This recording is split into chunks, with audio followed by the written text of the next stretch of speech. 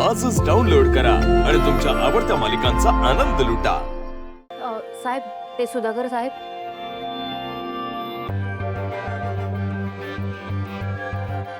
Madam तुम्ही आज न बोलवताच आलाय, बसा.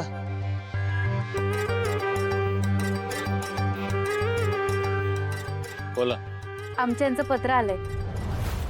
तुमच्या मिस्टरांचं? हो. आणि त्यात त्यांनी असं लिहिलंय की ते मुंबईला गेलेत आणि त्यांनी मलाही तिकडेच बोलवलंय.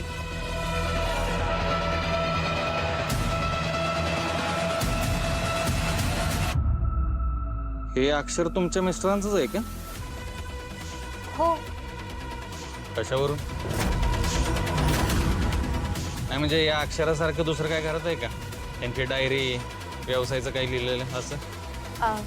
नाही ना, तसं काहीच नाही आहे. पण मी ओळखते ना त्यांचं अक्षर. म्हणजे आता आमचा इतक्या वर्षाचा संसार आहे नवरा बायकोचा.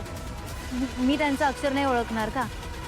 आणि आता हे भेटलेत त्यामुळे मला कसलीच काळजी नाही आहे. मला माझी केस मागे घ्यायची आहे. त्यांनी पत्र लिहायच्या आधी एखादा तर कॉल केला असेलच की तुम्हाला?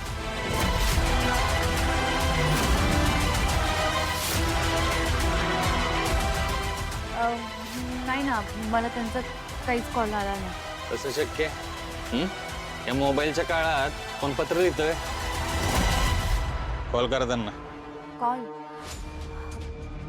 त्याचं काय आहे, जेव्हापासून ते मिसिंग आहे तेव्हापासून मी त्यांना खूप वेळा कॉल करायचा ट्राय केला, पण त्यांचा काही कॉल लागला नाही.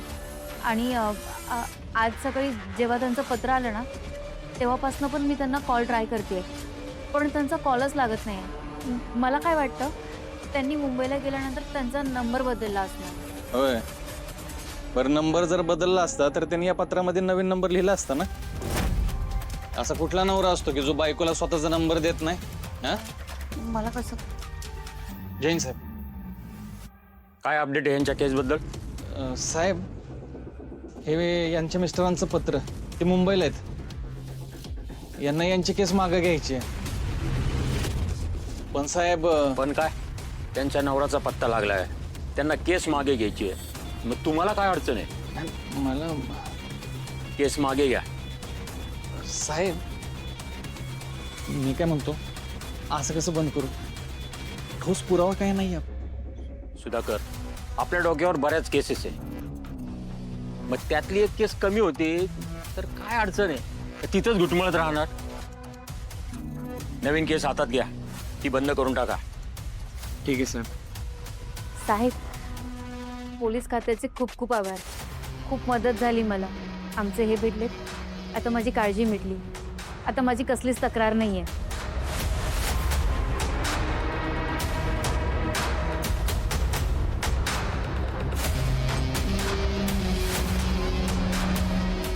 सही करा इथं. या तुम्ही. ते पत्र? हे नाही देता येणार.